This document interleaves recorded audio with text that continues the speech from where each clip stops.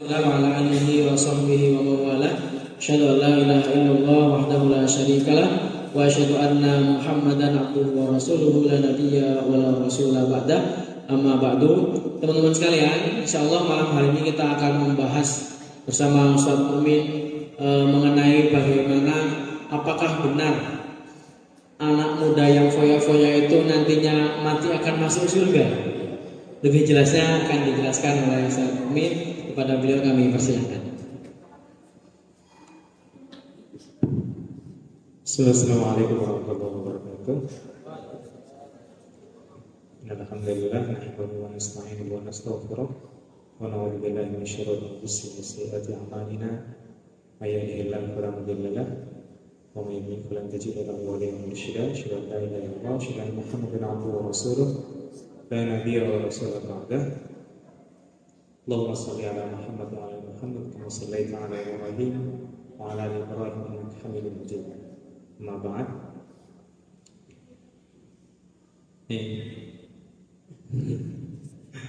Saya agak bingung kalau ngisi kajian gini. Kalau lihat di sini boleh nggak? Boleh. Kalau di kajian salafi biasanya ditutup semua. Hijab. Di hijab semua. Ini Muhammadiyah jadi ini kadang Muhammadiyah semua. Pengikut Muhammad semua, Muhammad. Betul. Alhamdulillah. Gimana cara kita mulainya? Kita memulai dengan tadi pertanyaan, apakah anak-anak muda ini yang senantiasa hedon dan mengikuti tren-tren ini apakah bisa mendapatkan tiket surganya Allah? Ini saya berbicara sesuai kapasitas saya saja. Saya luruskan dulu ya. Itu di poster kenapa sih naruh Ustadz? Ustadz, ya mungkin saya jelaskan dulu biar enggak. Kalau Ustadz saya udah lama nggak Ustadz. Maksudnya, ya saya pernah ngajar di pesantren, pernah di Maluku Utara, pernah ngajar di pesantren Maluku Utara, saya ngajar bahasa Arab dan bahasa Inggris dulu. Tapi pesantren keluarga. Jadi paman saya adalah salah satu pimpinan Muhammadiyah di Maluku Utara, mendirikan 2 pesantren beliau. Kemudian saya waktu itu sempat mengajar juga di sana, sempat jadi ustadz. Saya kemudian dulu bagaimana sampai saya bisa jadi pengajar di pesantren, karena saya belajar di pesantren di Solo, pesantren yang berpaham salaf seperti itu. Nah, lalu ketika sampai di Jogja, saya kuliah di bareng Mas Hamzah di mana, di UMY ya? UMY. Nah itu, semenjak saya kuliah saya sudah nggak main ustadz-ustadzan lagi. Jadi manggilnya ini kita mas-masan aja. Nggak apa-apa. Sebenarnya mau ustadz juga. Lalu sama jenggot kalau. Iya sih. Oke. Ini perlu dijelasin nggak saya kerjanya apa? Boleh Saya. Atau sekarang ini sedang sibuk apa? Kalau mau promo ada kegiatan juga boleh. Ya, jadi oke. Saya adalah orang yang pernah belajar agama. Kemudian, oke. Sekarang saya stand up comedian. Sini stand up comedian di Stand Up Indo Jogja. Ya. Minggu depan saya ada show. Cuman ini tiba-tiba Mas Hamzah langsung WA, gimana bisa nggak ngisi segala macam. Ya saya bilang ya kalau untuk ngisi kajian ya nggak apa-apa, ngisi aja. Nah, kenapa ini sebelum langsung ke pertanyaan tadi saya jelasin dulu ya. Kalau masalah saya ngisi karena saya di dunia stand up comedy saya tetap bawanya materi tentang agama. Jadi memang kalau di sini di teman-teman di Stand Up Jogja ini, kalau kalian kenal Muhammad Al-Katiri, Ali Akbar kenal, itu angkatan saya semua. Cuma mereka sekarang menjadi artis. Saya di sini jadi ojek sih. Enggak lah. Tahu stand up komedi ya. Jadi kita minta 1 beat untuk dihadirkan pada malam hari ini. Bayar. Nah gini, jadi kalau di sini di Jogja saya dijuluki komika radikal. Komika radikal. Maksudnya dari julukan dari teman-teman persona aja. Soalnya saya selalu bawa materi agama. Kalau di sini kan enak, maksudnya kita tahu kayak posisi sini ada mbak-mbak pada berjilbab semuanya gitu kan. Bedanya kalau ini ya, di kajian itu enaknya semuanya menutup aurat gitu. Tapi kalau di stand up comedy tampil kayak gini, ya apalagi saya tampil kadang di kafe segala macam dan orang-orangnya ya seperti itu, bukan. Ya. Tapi berarti kita bisa menyampaikan dakwah melalui bungkusan stand up comedy. Bisa dikit-dikit. Cuman gini ya. Ini saya luruskan sebagai pelaku stand up.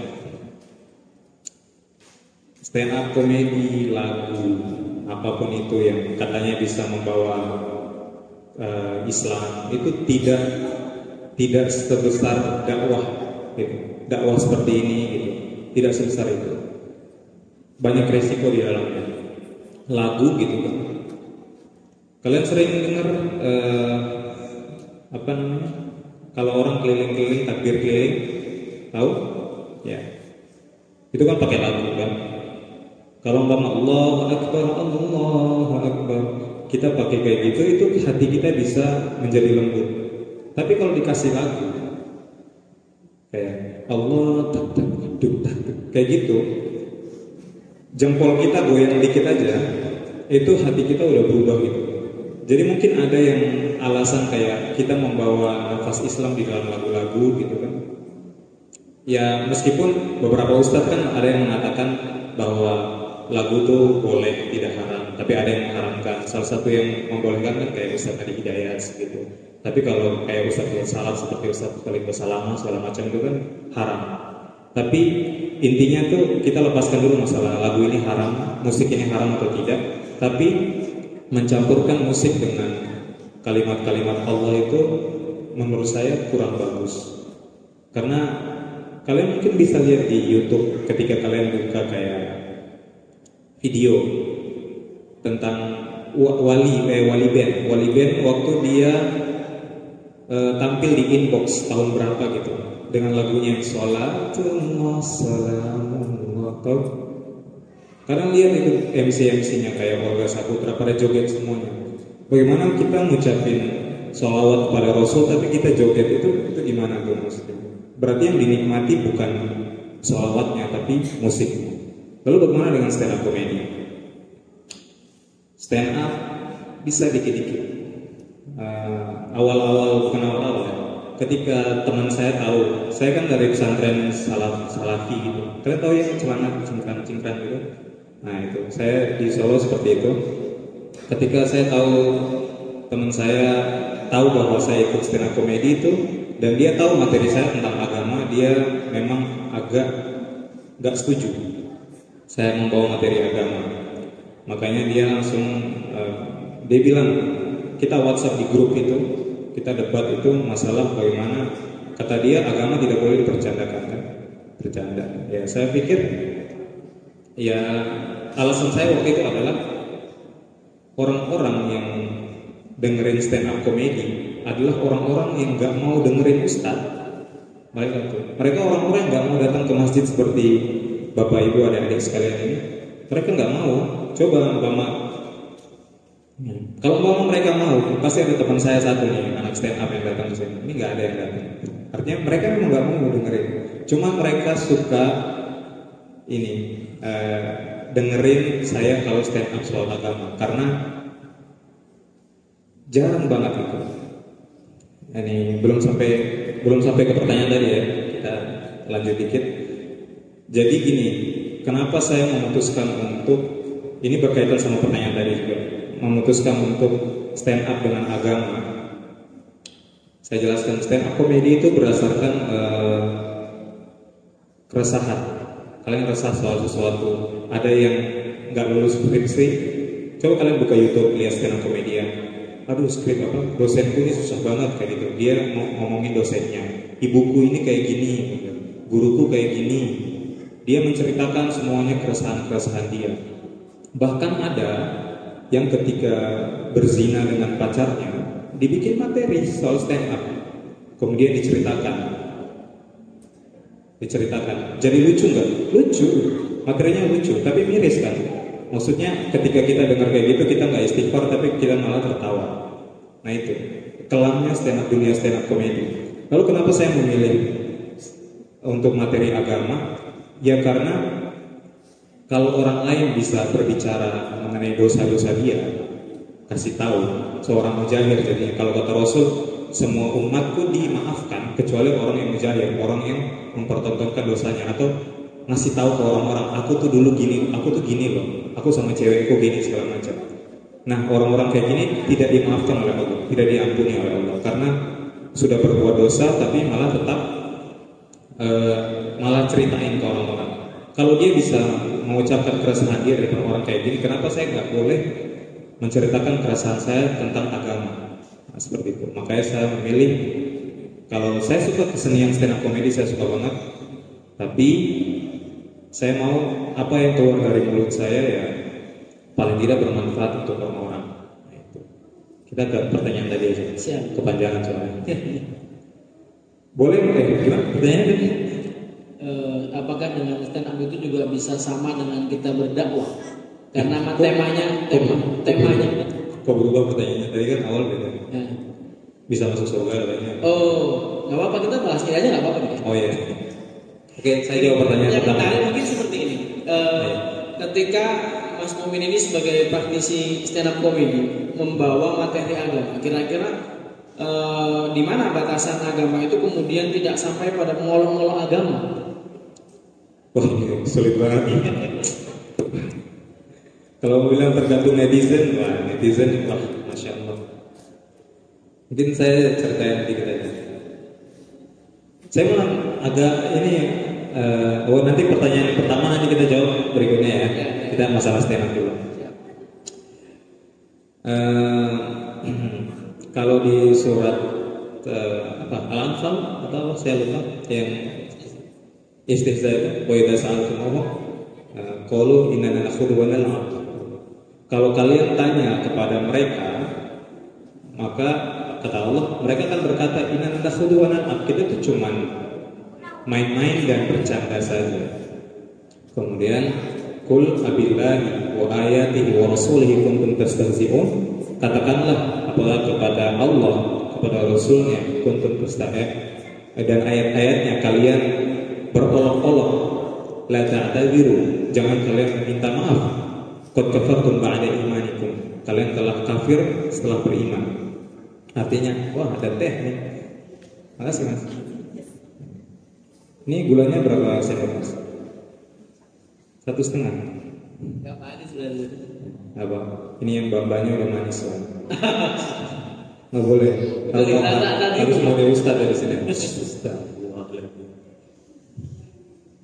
Oh iya, masalah batasan stand up ya. Mengolok-olok itu sebenarnya itu tujuan dari pembahasan itu.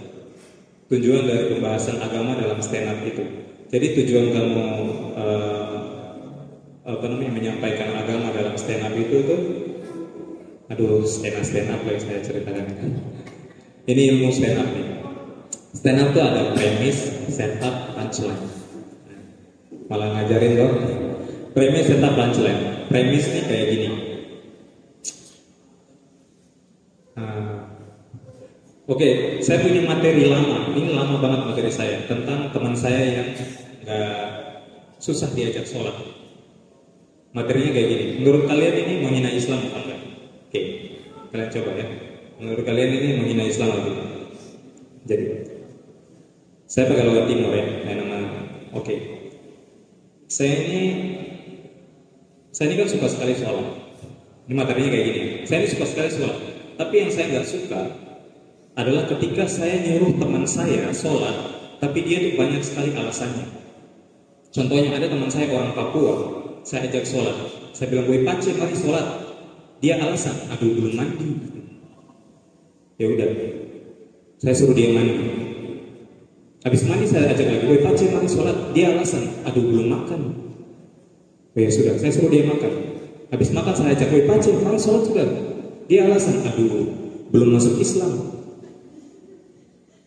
Lucu nggak? Menurut kalian menghina Islam nggak? Menghina Islam enggak ini? Menghina nggak? Ya, artinya gini. Yang saya jadikan adalah materi agama tentang sholat, tentang orang yang menolak untuk sholat, cari alasan untuk sholat, tapi yang punchline-nya adalah dia. Orang ini punchline itu adalah titik lucu. Yang aduh belum masuk Islam tadi adalah titik lucu. Jadi saya tidak memakai Al-Quran atau ayat Allah atau Rasul sebagai punchline, tidak. Jadi dalam stand up itu materinya agamanya tuh ditaruh di premis sama setup. Premisnya adalah sholat, keresahan. Premis itu adalah keresahan. Adalah kalau kata Raditya Dika itu emosi negatif. Jadi masalah sholat, emosi negatif dari sholatnya apa? Kita merasa permasalahan dalam sholatnya apa? Oh, orang-orang yang tidak mau sholat. Kita taruh di setup. Kemudian kita ceritakan pengalaman kita. Itu yang pertama, tidak berolok-olok masalah agama. Yang kedua, kalau kata hadis Rasul, gimana hadisnya itu? Celakalah bagi mereka yang mengarang cerita, kemudian untuk membuat orang tertawa, kayak gitu. Jadi dalam stand up comedy juga, kalau mau selamat ya jangan ngarang. Makanya saya metodenya observasi. Karena saya Muhammadiyah, apa saya rasa masalah apa? Saya rasa masalah tahlilan, saya bikin materi. Saya rasa masalah sholat tarawih cepat. Tahu yang sholat kenceng banget itu, sampai koprol-koprol itu lah. Itu saya bikin materi. Kemudian masalah dikir, saya contohin. Contoh kayak kalau paman saya Muhammadiyah, dia dikirnya diam habis sholat. Kalau bapak saya, dia karena NU, dia dikirnya keras. Saya bikin materi soal itu. Jadi bukan Islamnya tapi personnya, kayak gitu. Batasannya di titik lucu itu jangan sampai kemudian Islam yang dijadikan. Iya, jangan bercanda. Titik lucunya itu bukan. Cuman, ini juga. Cuman kalau ditaruh kalau saya memang jarang naruh video saya di Instagram atau mana, saya jarang banget. Karena netizen itu pasti ada yang salah paham gitu, salah paham. Kayak materi kayak Bang Abdur kemarin, dia sempat upload videonya soal soal dia bilang bahwa dia tidak percaya dengan Elon Musk. Kata dia dalam Al-Quran itu sudah dijelaskan bahwa ini, kata Bang Abdur, dalam Al-Quran dia jelaskan bahwa manusia diciptakan untuk menjadi khalifah di bumi. Artinya kita tuh sebenarnya bisa hidup cuma di bumi. Kalau kata Elon Musk kita bisa hidup di Mars, itu nggak mungkin. Kayak gitu. Itu masih ada yang tersinggung loh. Kayak gitu. Jadi memang dengerin kata netizen nggak selesai gitu. Gimana? Betul. Jadi kalau kita gabungkan ke tema kita malam hari ini, mudah foya-foya itu ya, foya-foya tidak harus tentang harta, bisa dengan kita banyak tertawa tadi, dengan kita kemudian termasuk Mas Mumin sebagai praktisi di stand up komedian, terutama membahas mengenai agama, sehingga bisa tetap menyampaikan pesan-pesan agama di dalam komedi, bisa sampai sehingga bisa mendapatkan surganya, seperti itu. Kurang lebih. Soalnya kalau dari judulnya umpama gini, judul posternya ya, muda foya-foya mati masuk surga. Sebenarnya sih mau bagaimanapun tetap masuk surga. Maksudnya soalnya gini, kalau dijamin sama Mas Bobi. Ya maksudnya gini, kaidah kan, secara kaidah Islam kan, man mata wa fi akhiri man mata akhiru kalamihi. Karena akhiru kalamihi la ilaha illallah dakhala jannah kan. Siapa yang akhir kalamnya, akhir katanya ketika dia mati adalah la ilaha illallah, maka dia akan masuk surga. Ini maksudnya bukan hanya ketika dia mati kemudian dia ditalkin, bukan hanya itu saja, tapi maksudnya akhir hidupnya imannya itu masih tauhid enggak? Nah itu dia pasti masuk surga, pasti. Saya percaya Islam, saya percaya hadis Rasul, percaya sama firman Allah, saya percaya semua pasti masuk surga. Masalahnya langsung apa enggak? Kan ada dicuci juga di neraka gitu. Jadi, belum tentu langsung juga kan. Masnya mau langsung atau gimana? Saya mau pakai kartu as. Kartu as. Bebas masuk. Bebas masuk. Apa tuh? Mati syahid ya? Gimana mati syahid jangan sekarang? Mati syahid pengen juga mati syahid kan? Mati syahid kan ada syahid dunia, syahid akhirat, sama syahid dunia akhirat. Luar biasa. Beliau ini memang ilmunya itu banyak. Jadi iya. Saya malah pakai peci. Emang pinter saya. Nggak boleh sombong, stop dulu. Kalau apakah kemudian dengan kita menghibur orang itu sama dengan kita berbuat baik kepada orang lain? Enggak selalu sih. Enggak selalu. Padahal menghibur kan positif. Rasul sama sahabat tuh sering nangis kok. Sering nangis. Oke, siap. Maksudnya gini, kalau hadis riwayat Tirmidzi itu kan gini, itu saya jadi materi juga. Wala tuktsiru dhahik fa inna katsarata dhahik tumitul qalb. Janganlah banyak tertawa karena banyak tertawa mematikan hati. Artinya tuh kita tuh jangan, istilahnya sehari-hari itu jangan banyak tertawa terus. Hiburan tuh boleh gitu. Hiburan boleh, tapi hiburan umat Islam kan harusnya Al-Qur'an segala macam. Tapi boleh ketawa boleh, cuman jangan terus-terusan sampai lupa yang lain kayak gitu. Ya. Kalau dapat pahala ya dapat, tapi dalam bentuk positif. Contohnya kayak istilahnya umpama nonton, bukan nonton sih. Apa contoh yang ini? Umpama ada anak yang pengen punya uang, tapi orang tuanya nggak punya. Akhirnya orang tuanya nyuri uang, kemudian memberikan ke anaknya. Ini kan menghibur anak, tapi caranya haram, jadi sudah. Berarti nggak bisa dapat pahala. Nah kayak gitu. Jadi menghibur orang dengan cara-cara halal, ya ini. Kalau dengan menghibur dengan dalam konteks bercanda atau apa boleh. Rasul aja kan suka bercanda. Tahu lah riwayatnya lah. Berarti Rasul juga jangan ada deh. Suka melawak juga gitu ya. Wah, suka melawak, wah sekarang.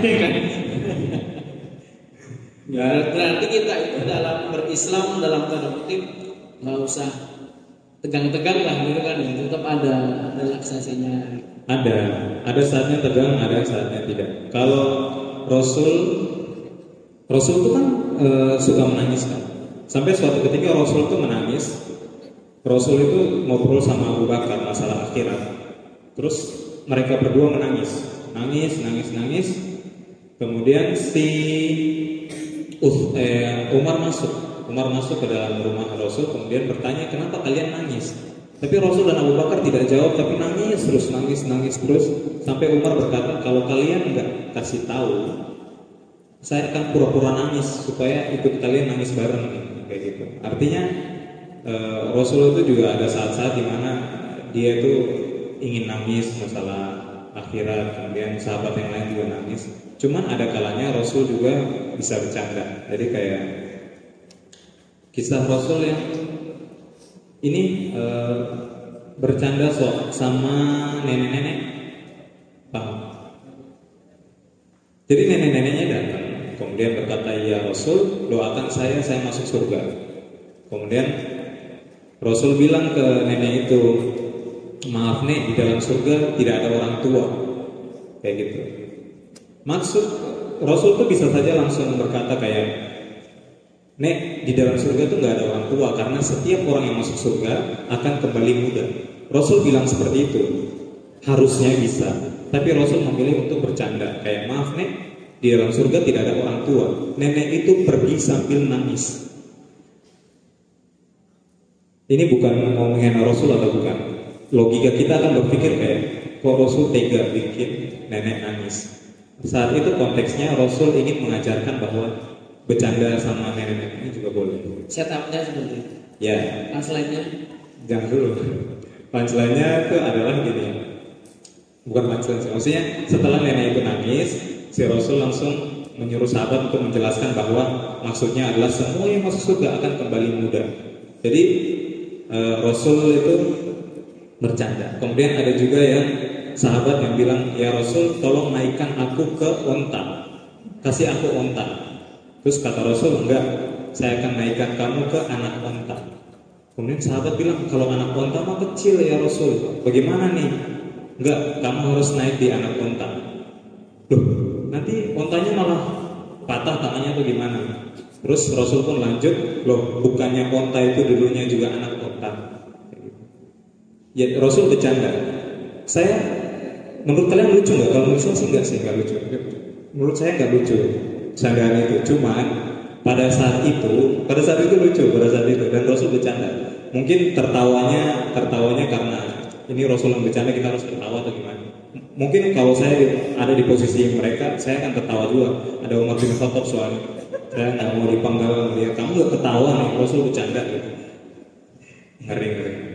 Ya, jadi menarik memang malam hari ini kita berbicara tertawa dalam koridor keislaman ya. Memang boleh kita untuk tidak melulu tentang halal dan haram, kemudian muslim dan kafir, tapi juga ada hal-hal yang kita mungkin kita baru tahu bahwa ternyata Rasul juga melucu kok gitu. Jadi kita sering-sering tersenyum saja. Pesan-pesan untuk kita dalam bergaul sesama. Kira-kira batasan kita untuk bisa bercandai teman kita itu seperti apa kira-kira Mas? Kalau bercanda itu intinya ini, konteks bercanda, konteks have fun bareng. Itu adalah have fun bareng, itu artinya bareng semuanya itu seneng gitu. Jadi umpama ada tiga orang. Kalau 3 orang yang bercanda semuanya seneng, nah itu dapat pahala semuanya, kan? Ukhuwah, terjalin ukhuwah di situ. Tapi kalau yang satu ini jadi alat bully untuk 2 orang ini senang, ya artinya 2 orang ini dapat dosa. Yang ini dibully ini dapat pahala, begitu. Jadi kalau kita pengen semuanya dapat ini, ya artinya semuanya senang, gitu. Harus senang supaya tidak ada yang merasa terbuli, sehingga muamalah kita menjadi baik. Yeah. Oke, coba kita buka sesi pertanyaan. Ada yang mau nanya? Ya, ada yang mau nanya? Enggak ada ya? Terima kasih. Sudah cukup jelas semuanya. Jadi bercanda, kemudian kita bagaimana variasi dalam berdakwah itu, mau nanya? Oh, menteri baju. Menarik, sehingga kita tidak melulu tentang satu hal yang kaku, bahwa Islam itu tidak kaku dalam satu titik. Mungkin dalam akidah kita tidak ada toleransi. Akidah apa nih? Ya jelas akidah nggak ada toleransi. Dalam hal lain kita bisa bercanda. Kira-kira seperti itu. Iya. Oke, baik, malam hari ini kita cukupkan terlebih dahulu. Ada pertanyaan? Nggak ada? Terakhir? Oh, ada. Mas, ada pertanyaan? Mas, itu rambutnya ditaruh mentega apa gimana sih? Oke, mantap. Nggak mau. Ya. Assalamualaikum warahmatullahi wabarakatuh. Waalaikumsalam warahmatullahi wabarakatuh. Terima kasih untuk kesempatannya. Mungkin pertanyaannya apa yang tadi disampaikan. Tadi kan yang disampaikan itu keilmuan tip materi, si pembawa materi. Lalu kalau dari sisi penonton, itu kan buat kami sebagai hiburan yang kami jauh masih agak maju.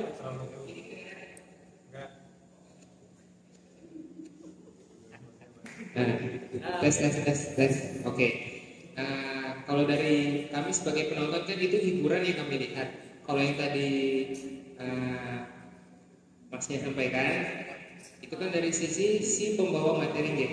Nah, kalau misal kami yang menonton itu untuk sebagai hiburan, ada dari sisi keilmuan agamanya seperti apa sih? Apakah itu hanya sebagai mudarat yang tidak membawa manfaat atau seperti apa? Mungkin mohon penjelasannya. Wassalamualaikum warahmatullahi wabarakatuh. Ya. Jadi kalau nonton hiburan yang agama-agama gitu, stand up tapi dengan agama. Stand upnya Kita ke masalah pendapat dulu.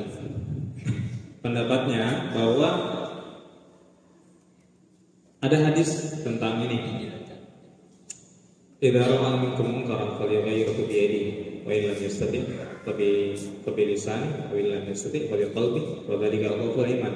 Itu kan hadisnya. Hadis tentang ketika kita melihat kemungkaran.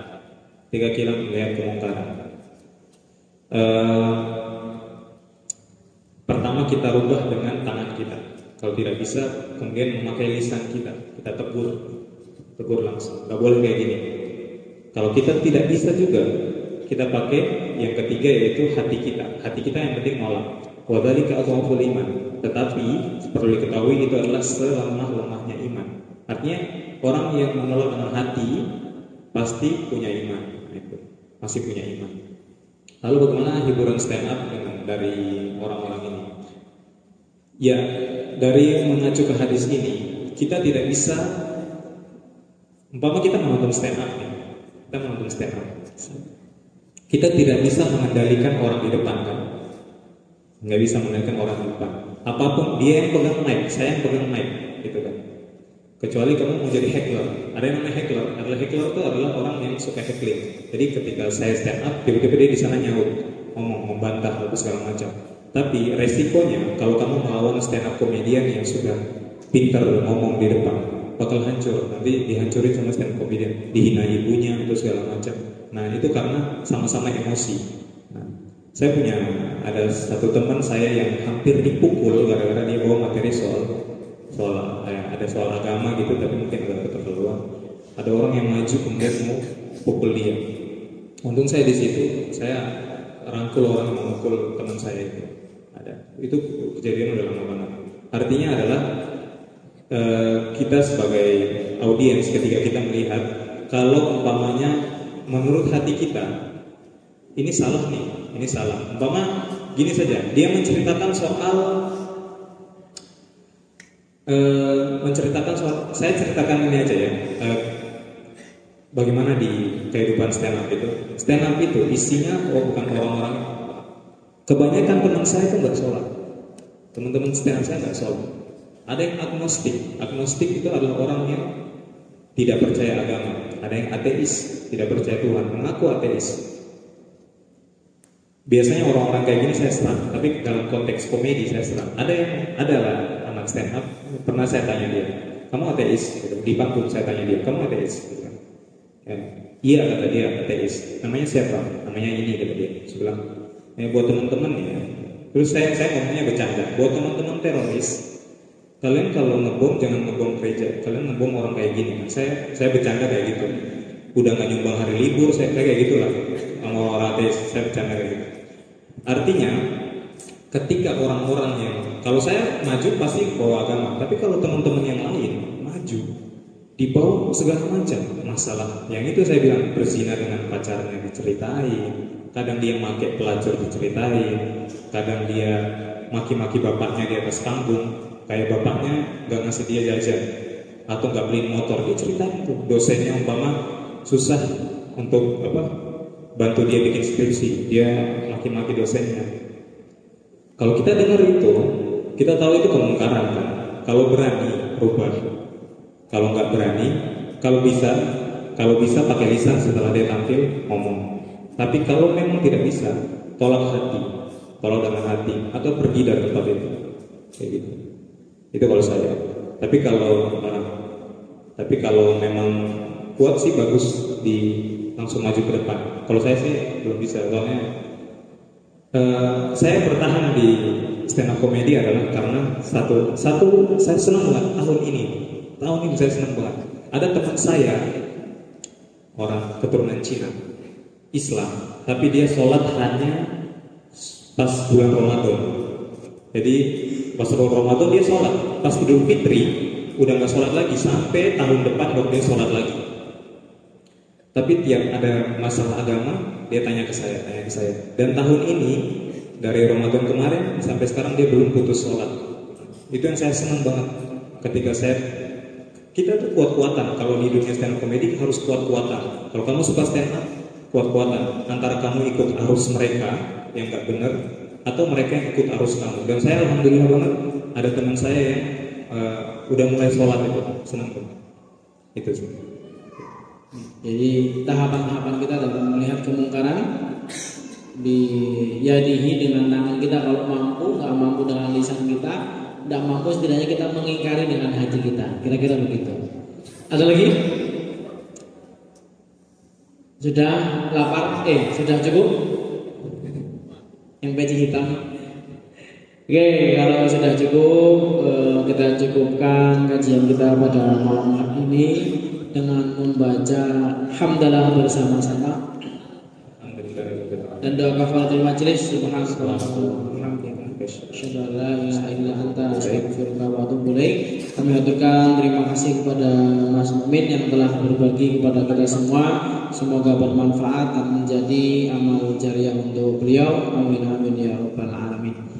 Kurang lebihnya kami mohon maaf. Bila bisa bil haq fasabiqul khairat. Wassalamualaikum warahmatullahi wabarakatuh.